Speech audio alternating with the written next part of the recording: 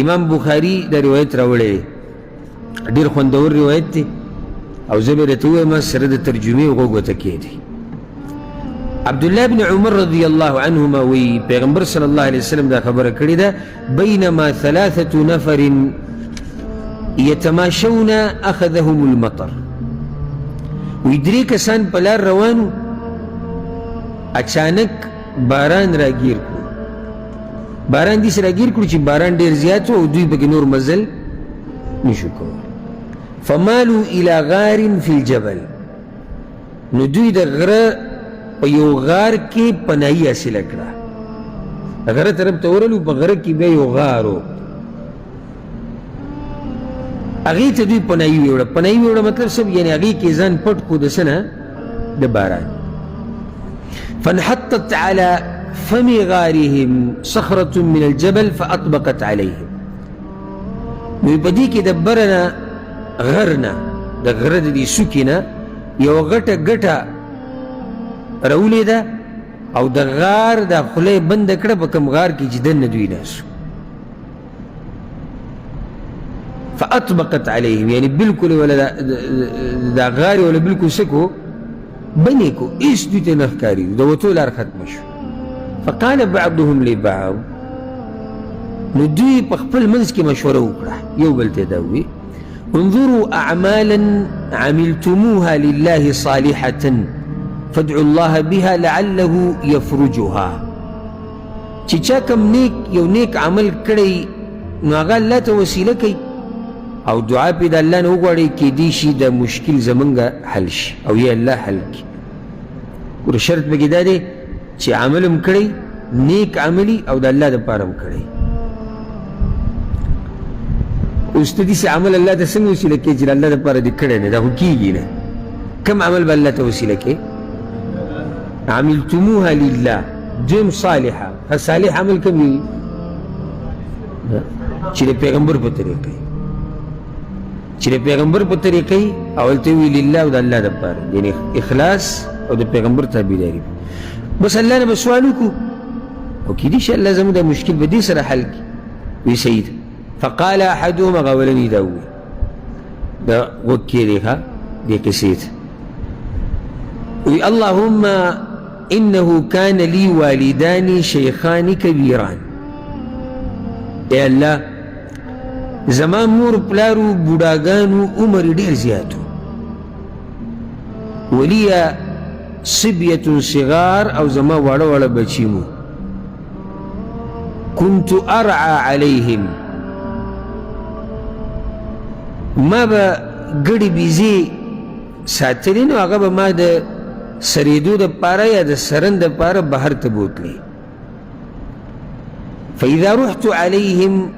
فحلبت بدأت بوالدي أسقيهما قبل ولدي چې کله به زه کور ته راغلم او ما به خپل څاروي ولشل نو اول به مې پی مور او پلار له ورکول قبل ولدي د بچو نه مخکې بیا مې وروسته بچو له ورکول یعنی چې کور ته به د څاروي راوستو سریدو دپاره به بولي خو چې کله به د څاروي راوستو پی به یې ترې ولشل نو اول به یې چا له ورکول مور پلار بیا به بچو له ورکول دې زړه دا مسله م راووته چې د مور پلار مقام اوچت دی که د بچو مور پلار بعض جاهلان بچو له او ښځې له ترجیح ورکوي په مور او پلار وإنه ناء بي الشجر هم یو ورځ چلو شو یو ورځ وایي زه په ځنګل کې ډېر لرې لاړم په ونو پسې په بوټو پسې روانو څاروي روان کړو ډېر لرې پکې لاړ فما أتيت حتى أمسيت نو زه چې کله واپس راتلم کور ته یو بس ماښام شو د شپې راغی فوجدتهما قد ناما نو زما مور پلار دواړه ویده شوي دی چې واپس راغی مور پلار دواړه ویده شوي فحلبت كما كنت أحلب ما د خپل معمول مطابق پی چې دی ولشل ځکه چې زه به کور ته رالم پی به مې لشل فجئت بالحلاب نو ما دا پی راوړو فقمت عند رؤوسهما نو دا غوی سر ته ودرېدم. مور پلار ویده دي، مور پلار قدر خلک سم کوي دا یې زده کوي. وی د مور پلار سر ته ولاړم اکره ان اوقظهما من نومهما. زړه کې مې راغله چې راپای شومه خو بیا مې بده ګڼله چې مشران دي ویده شوي دي خو به یې خراب شي. هلته بل ځای کې مسله څه ده دویمه واکره ان ابدأ بالصبیة قبلهما او دا مې نه وه خوښه چې دې بچو له د مور پلار نه مخکې پی ورکړم. اوس پاسولی هم نشي او که نه یې پاسوي دلته خو بچي والصبیة یتضاغون عند قدمي او بچي راته خوا کې خپو کې ناستي هغوی مې انتظار کوي د پیو. اوس مور پلار نشم راپاسولی که بچو له پی مخکې ورکوم هغه مې زړه نه مني ځکه چې زما دا ځان باندې لازم کړی چې مور پلار به مخکې ورکوم.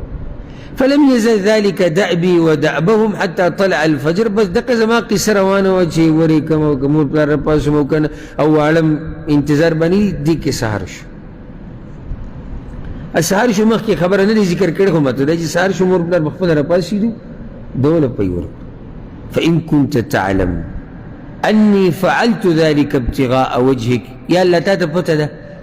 چې دا کار ما ستا د رضا د لټولو دپاره کړی دی. یعنې د مور پلار چې ما دومره قدر کو نو دا مې ستا دپاره کړی دی ځکه چې تا مور پلار له اوچت مقام ورکړی. فافرج لنا فرجة نرى منها السماء یا الله نو داسې دا ګټه رانه دومره لري که چې د اسمان خو پکې وي. ففرج الله لهم فرجة حتى يرون منها السماء نو الله دا کاڼې دومره او دا ګټه دومره وخوځوله چې اسمان ورته صرف ښکاره شو. وقال الثاني پیغمبر صلی الله علیه وسلم هغه دویم وی و د دې قصې ته وکړې دا هم ډېره عجیبه ده. دا درې وړه ښه نیکان خلک جمع شوي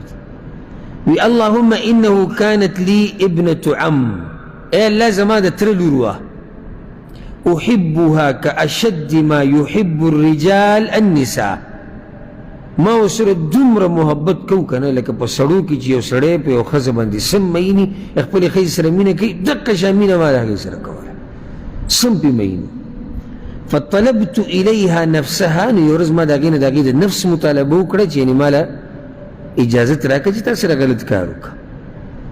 فابت نو هغې ما نه انکار وکړو او ما نه 100 دیناره وغوښتو. دا غریبه وه نور روایتونو کې وضاحت راغلی چې دې ضرورت و پیسو ته چې ما له دومره پیسې راکړه یا قرض راکړه د دې غلط کار دپاره نه لکه دا مرسته را سره وکړه. فسعیت حتی جمعت 100 دینار بس وی ما کوشش وکړو 100 دیناره ما را جمع کړو. دینار ګورې ډېر قدر لري او په هغه ورځو کې ښه غټ زور یو 100 بیا را جمع کول. فلقیتها بها نو ما هغې له ورکړو هغه 100 دیناره او بس هغې ما له اجازت راکړو ځکه چې ما ته خبره کړې وه تقوا څنګه دی زده کوي. فلما قعدت بین رجلیها کله چې زه د هغې د خپو په منځ کې کېناستم د خپو په منځ کې ناسته معنی ده چې کله بلکل یعنی زه تیار وم دې فحاشۍ ته قالت ما ته وی یا عبدالله ای د الله بنده اتق الله د الله نه ویرېږه. څه ناشنا خبره ورته کړې دا په زړه باندې سخت اثر کوي چې داسې ټیم کې ته څوک وایي د الله نه ویرېږي خو په هغه چا باندې اثر کوي چې هغه الله نه ویرېږي. وی ما ته وی چې اتق الله د الله نه ویرېږه ولا تفتح الخاتم او دا مهر اسې مه کولاوه د الله نه ویرېږه دا ځای ستا دپاره روا نه دی دلته غلط کار مه کوه دا سخت تقوادار انسان دی. فقمت عنها نو زه ډایرکټ پاڅېدم. د تقوا پته دې ځای کې لګي چې تا ته یو کار اساني کول او ته یې نه کوې دې ته تقوا وایي. یو سړی د ځان نه د وچې تقوادار جوړ کړي هلته د ګناه طاقت یې نشته دی خو به لازم تقوا کوي. لکه یو سړی دی زه جوی موبایل کې غلط څه نه ګورم او زه دا نه ګورم او ده سره د موبایل د انټرنیټ پیسې نشته ځکه دی نه ګوري یعنې ورکولی چې ګوري او که نه یې ګوري. خو د یو سړي طاقت شتي چې دی نشو کې، دی تماشو کې، دی فحاشو کې، دی زیناو کې، دی ناروا کارونو کې، دی قتل کولی شي، دی ډاکه اچولی شي او نه یې کوي. دا تقوا ده په اصل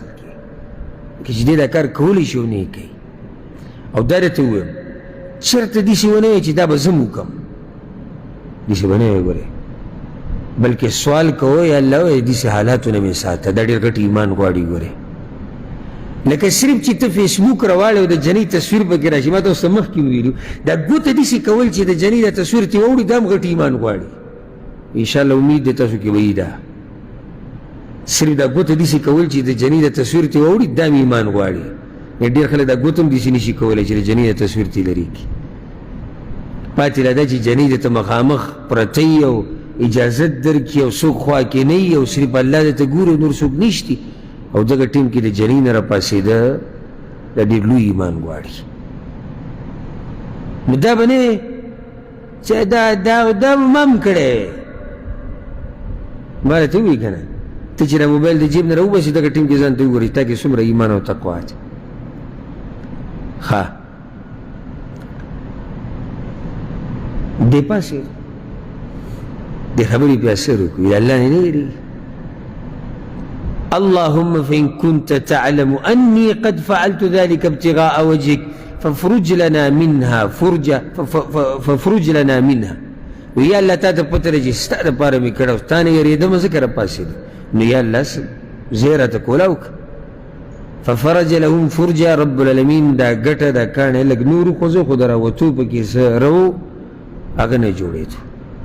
وقال الآخر اوس دې درېم ته ګوره، یعنی سبحان الله داسې دینداره جمع شوي دي چې ته به چې کم یو ته به ډېر دینداره ووایي. او ځکه مشهوره خبره ده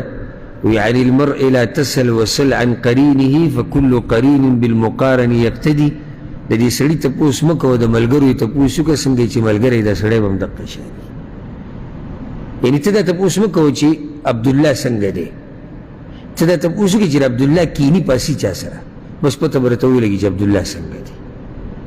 دا ملګري دي، داسې ملګري ځان لکه ته غواړي چې که ته ګډوډ کېږي تا راټینګوي، تر الله د دین نه لرې کېږي بیا دې راواپس کوي. لکه بېدیني ته پکې راځي نصیحت ته کوي، که په تا کې بېدیني راځي هغه ستا خیال کوي او که په هغه کې راځي ته د هغه خیال کوي. داسې ملګری ځان له راپیدا کړه. زمونږ خو د یو بل جذبه دنیا کې راوچتوي، کار له نه وي تللی. زه خو د میاشتې 15,000 جوړم، بل زه 6,000 جوړم او زه 8,000 جوړم او ځکه منډې وایي کوشش کوي. دا درېم وایي اللهم إني كنت استأجرت أجيرا بفرق أرز. ویا الله ما یو مزدور په کار باندې لګولی په یو فرق اوریجو باندې. دا یو فرق اوریجي تقریبا نن سبا تقریبا 8 کیلو تی جوړیږي. یعنی دا سړی به مزدوري کوي دی به نو څه ورکوي 8 کیلو اوریجي. ده په دې باندې دا مزدور راوستی دی. فلما قضى عمله مزدور چې کار ختم کو وی ما ته وی چې اعطیني حقي ما لزما حق راکړه. فعرضت عليه حقه ما ورته ویل ستا مزدوري دا حق دی وله فترکه هغه وانغسته ورغب عنه. دلچسپي پکې نه وه چې دا لږ دی یا څه کیسه به وران شوی دی ورسره. بس وی د سړی علم ده. کله سړی خفه شي که نه وی بلکل یې مه راکړو. دی لاړ چې لاړ فلم ازل ازرعه. دا وریجې دی استعمال کړي په ځمکه کې چې نورې وریجې وکړي او نوري حتى جمعت منه بقرا وراعيها. هغه مال دومره ډېر شو هغه 8 کیلو وریجې چې بیا به ما غواګانې واغستې ورسره یو شپونکی یو کس چې هغه د دې غواګانو به خیال کو. وایي دا سړی راپسې یو ورځ راغی څه وخت بعد مې ورته رایاد شوي چې هغه 8 کیلو هم ډېرې دي خو چې اوس راته میلاوي شي کله سړی جاکه واچي چې پیسې نه علم لګي بیا وروسته هغه لږ یې وښوي خو چې راغستی ډېر وخت بعد یعنې چې غواګانو ته قیسه رسېدلې ده خو دې کې ډېر وخت تېر شوی دی. راغی ډېر وخت بعد وی ما ته وي چې اتق الله د الله نه ویرېږه ولا تظلمني ما سره ظلم مه کوه واعطیني حقي او زما هغه حق ماله راکړه. وی ما ورته وي چې اذهب الى ذلك البقر وراعيها لاړ شه د دا غواګانې چې ته کومې وینې دا او د دې سره چې دا څوک ساتونکی دی او څه چې دا ټول ستا دي وی ما ته بیا ووایي اتق الله د الله نه ویرېږه ولا تهزأ بي خنده خو راپورې مه کوه یو خو زما حق تا سره پاتې شوی دی اوس راپورې څه کې خنداګانې م کې دا ګوره لویه تقوا ده چې دا حق یې راغستی دی او استعمال کړی دی نن سبا خو والله که څوک دې ته سوچ هم کوي چې د چا حق دی او که نه وی ما ورته چې اني لا اهزأ بک زه ګورې تا پورې مذاق نه کوم نه زه ټوکې کوم چا پورې فخذ ذلك البقر وراعيه لاړ شه دا غواګانې بوځه دا ساتونکي چې څه دي دا واله وی له هغه یې واغېسته وی یا الله تا ته پته ده چې دا ما ستا د رضا د لټولو لپاره دا کار کړی ففرج ما بقي